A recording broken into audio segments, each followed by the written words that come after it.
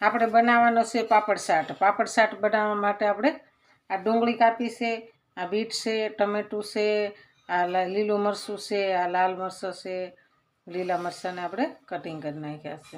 એમાં આપણે ચાટ મસાલો નાખવાનો છે અને આપણે આંબલીનું પાણી બનાવ્યું છે. તો આપણે આ આંબલીનું પાણી એડ કરવાનું છે.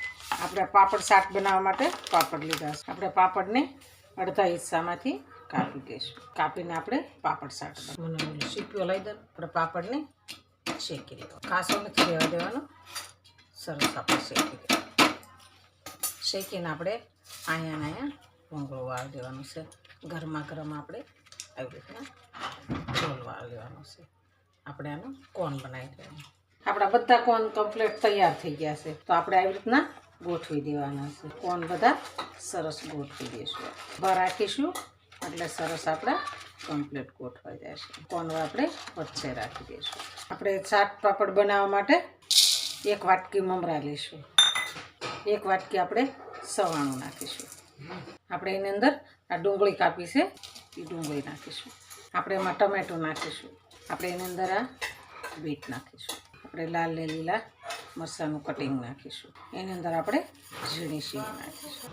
આપણે એની અંદર ચાટ મસાલો નાખીશું. આપણે એની ઉપર ધાણા જીરું નાખીશું. એમાં આપણે નાખીશું લાલ મરચું. આપણે એની અંદર પાપડની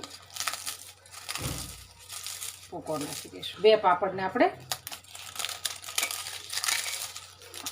ટુકડા કરી નાખીશું. પછી એની અંદર આપણે આંબલીની ચટણી નાખીશું. આંબલીની ચટણી નાખી અને આપણે બધું મિક્સ કરી દઈશું. આપણો પાપડ શાકનો મસાલો સરસ તૈયાર છે. આંબલી છે એટલે આપણે નથી નાખવાનું. આપણે હવે કોન લઈ લીધા છે. કોનની અંદર આપણે આ શાક મસાલો કરી દેવાનો છે. બધું શાક આપણે ઉપર સેવ નાખીશું. આપણો પાપડ શાક સરસ તૈયાર છે. તો હાલો ખાવા. જો આ મારો વિડીયો ગમે તો લાઈક, શેર અને સબસ્ક્રાઈબ કરી દેજો. રાધે રાધે.